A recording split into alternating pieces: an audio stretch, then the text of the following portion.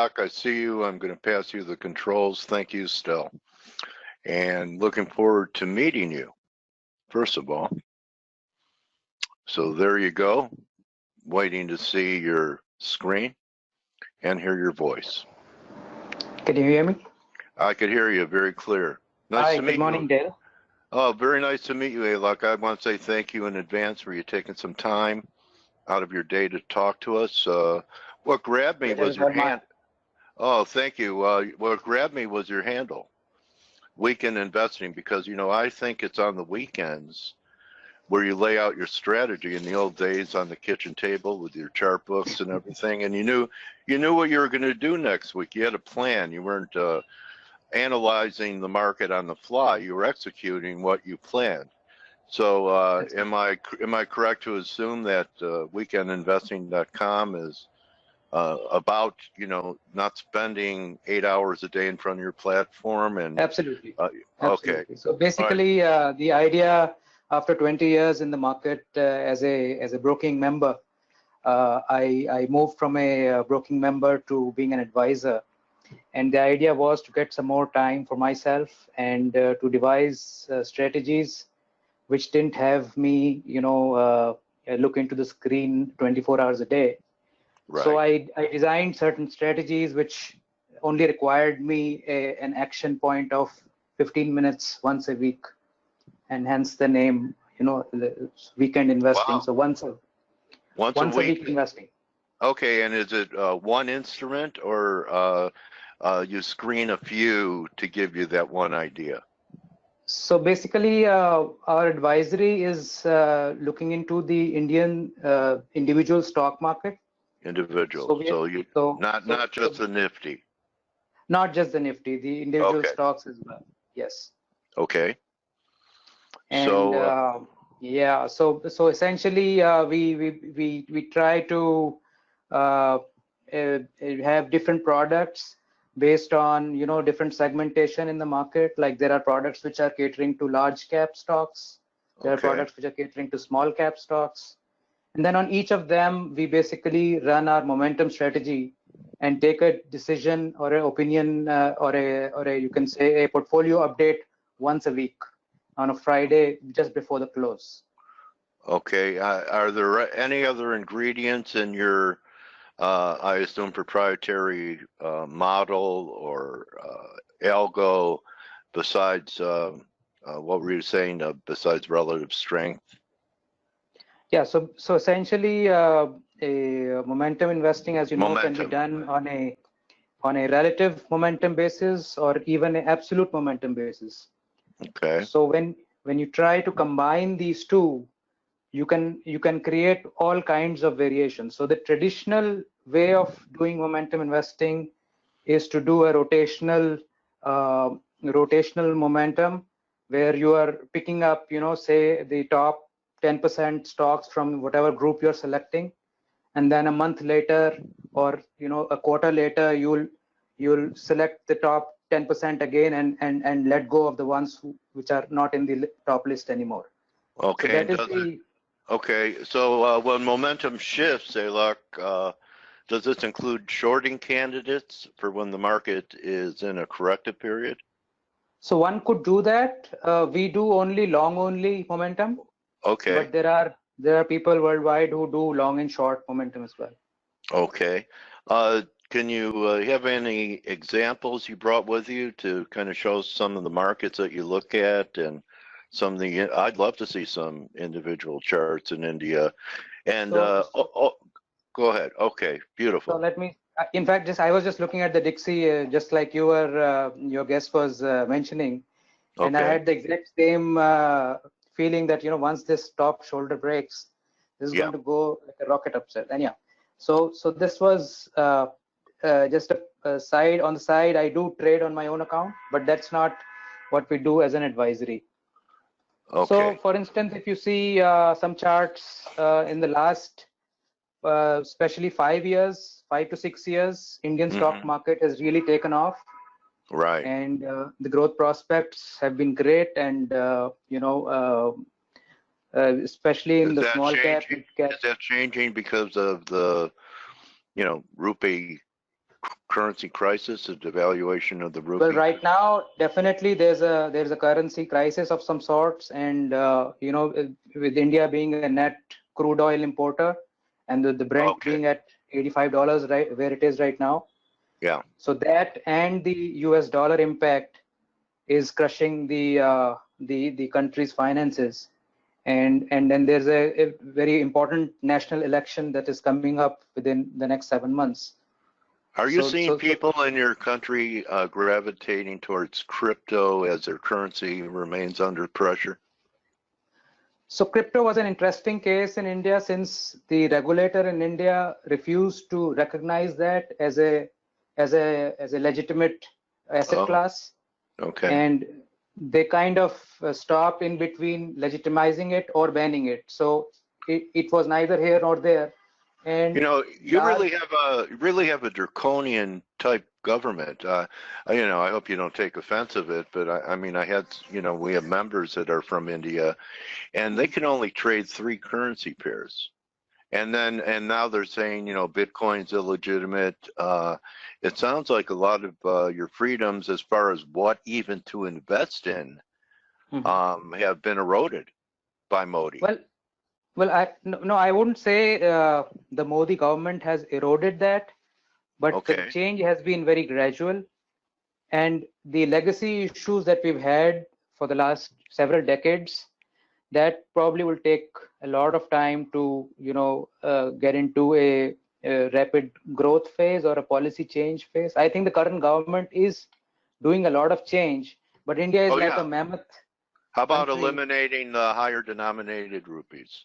Do you think that possibly could have led to the confidence crisis in the rupee now, that there was that made certain denomination notes illegal, couldn't be used, and India being known for a cash and carry type of economy, that this could have changed the velocity of money changing hands, and that could have been the cause of why the rupee is in a crisis now? Do you think that's a possibility? I don't think that there would be a direct link between the demonetization, which happened in December 2016, and the rupee move, which is now more or less. That was Modi's Merry Christmas gift. Yeah. I mean, that was quite a shocker. And then post that, there was a tax regime change. So the entire country moved to a GST, the general sales tax, and goods and services tax. And that caused a lot of disruption in the industry, because everybody had to change from the original ways of working, and the informal industry had to move immediately into an organized way, and some did and some did not. So there has been disruption in the way of working for the last few years, and the government sort of says that this is essential to move us forward, to take these bitter pills right now. So that is to be seen whether these changes will actually bring the impact that they were supposed to bring. So based upon buying precious metals, not in dollar terms, but in rupee terms, that is also your country has a tradition for being accumulators of precious metals. So that saved a lot of people's butts if they were doing it, 6 months ago. Yeah, India in dollar likewise, terms, it hasn't done much, but in rupee terms, it's probably been a home run ball. Yeah, I wouldn't say it has been a home run, but since 2011, since when the... Can't you agree with me on anything? I'm just kidding. All right. Gold peaked out in USD in I think 2011. Yes. When it went to 1920 or 1930. Right. Exactly. And in Indian rupee terms, it has been lingering around. I wouldn't say it's a home run, but it hasn't dropped. Okay. So at least it's been a store of value for Indians. It has been a store of value. And a large part of India is still unbanked. I mean, people don't have access to financial bank accounts, or they are not literate enough to, invest anywhere else. So gold has been the traditional mode of saving for the rural economy, especially. And they don't put it in a bank, they bury it somewhere. Yeah, I mean, the bank is nowhere to be seen. I mean, right. Okay, so so they're unbanked and they can't use crypto. Is that Okay, so let's get back to the gold. I see you follow it. You even, remembered the peak and the year. We've been in a pretty serious bear trend for a while, but there's been a heartbeat recently. We've had about a $24 pop in gold in the last couple weeks. Silver's rallied about 80 cents or so. Do you think that's just another flash in the pan bear market rally, or that this one might have more legs? Because if you're, it's hard for people to get bullish metals if they're also bullish a dollar. And I've seen both go higher together. Yeah, but of late, I think in the last many years, both going up has not been the norm. Right. And it just seems that there is no life in the precious metal charts. I mean, besides the 2016 move that we saw here. Right. I mean, for the last 7 years, I mean, there has been nothing. But isn't that the time to consider a probe? I mean, we're approaching, and I do think that we'll get people to. Who want to gradually buy in, I mean, probably this is the best time. But for making a positional bet, I'm not sure if we have seen enough evidence that this is turning up. Okay, fair enough.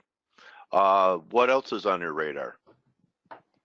So essentially, all our products and systems are automated. So this is not much of discretionary decisions to be taken. Okay, why don't we go to your website? Okay. And you could show people what your services are. So this is the website, weekendinvesting.com. And what we do here is that these are, let me just give you a bigger resolution of this if I have it. One sec. So this is what we've done since we've launched this advisory, which was about 2.5 years ago. These are various products that we have, say a small cap product and a mid cap product and a large cap product. And then we have a small and a mid cap mixed product and some other products as well. So what we saw that in the last about 3 years, we've seen 2 very good years in India. So the index, the main index, the Nifty, moved about 18% 2 years back, and last year it did about 10%.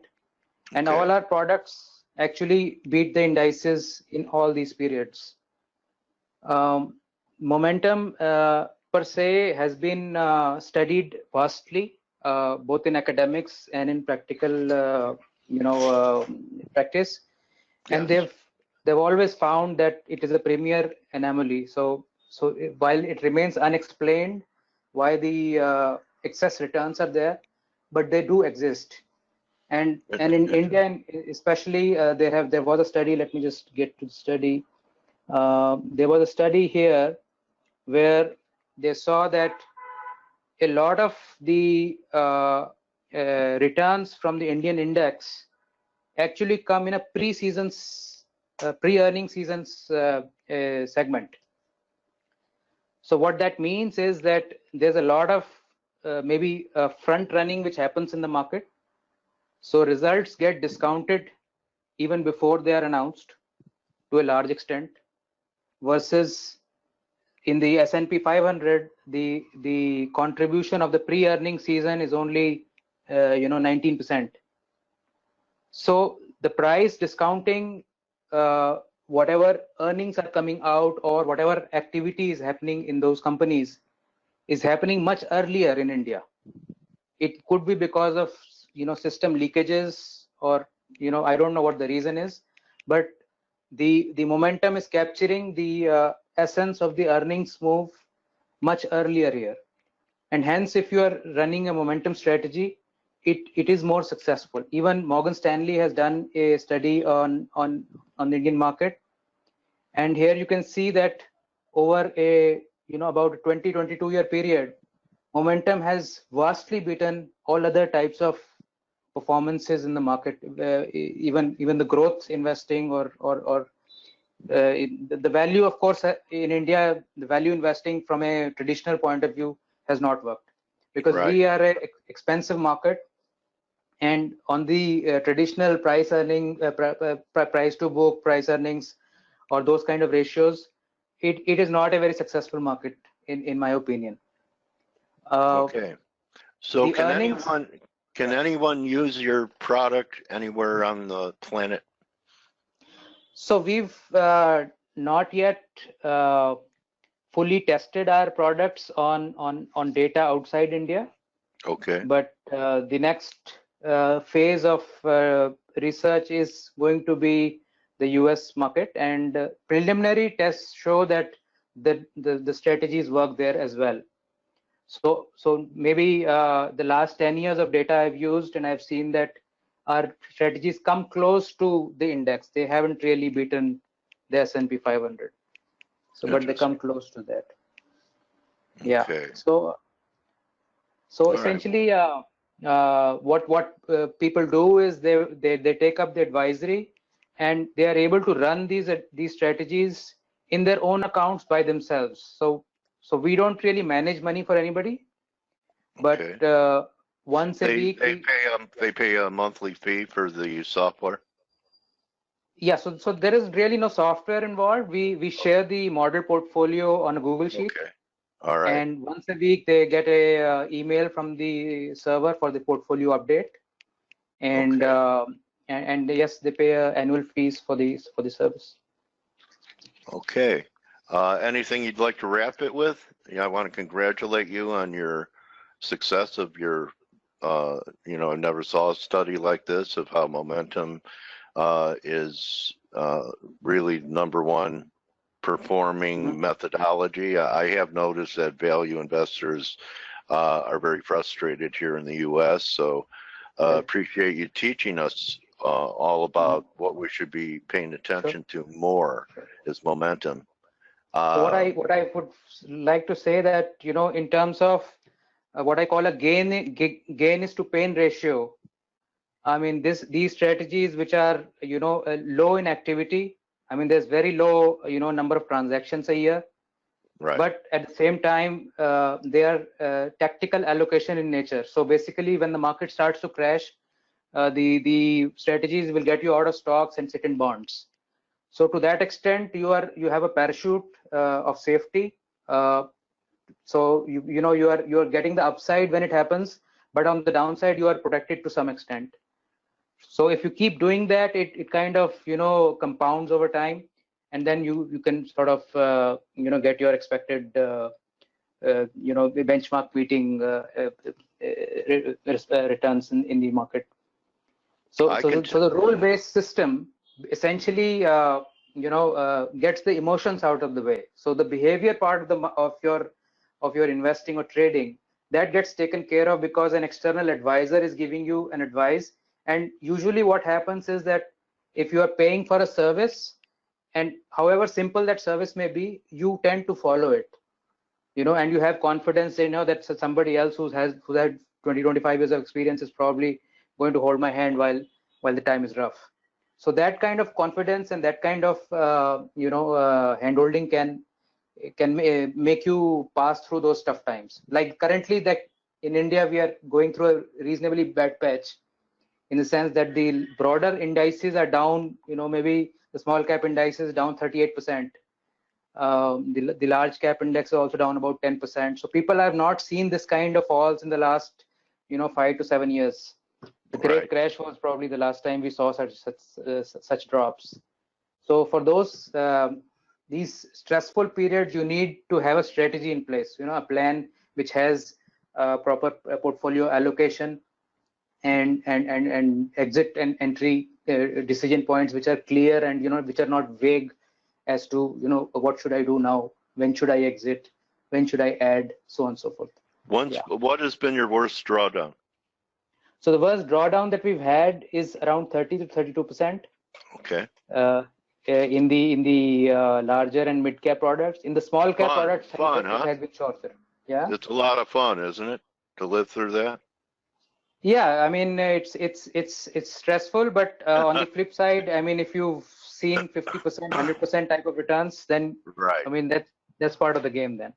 You're right. I can tell after talking to somebody if they know. And I could tell you're a professional. I think you put a lot of time and thought into what you're offering to the public. And Thank you. if anyone is in India to take advantage of this, I recommend that they go to get in touch with Alok at weekendinvesting.com, learn about the power of momentum. Could follow him at Weekend Investing on Twitter. And really a pleasure meeting you, and appreciate that. And it was a pearl seeing how momentum strategies outperformed everything else. Pleasure is all mine. It was wonderful to talk to you. So, I wish you good fortune, and that money or whatever the Indian government lets you have or can keep rain down on top of you and all of your clients. And you are now, like it or not, Alok. You're my trading warrior brother. You're my trading warrior brother now. Thank you. You too. Thank you. All right, everybody. Okay, that's Alok Jain. And hope everyone had a good day. And remember, don't just count your pips, count your blessings. See everyone for investing.com Thursday. Don't forget you could sign up for a $1 trial. If you don't like it, I'll mail you $1. And that's a wrap for me. You're very welcome, Marius. See everyone tomorrow. Good hunting the rest of the day. Remember, private chat. All the action junkies are in there. Become a member and join them. Adios.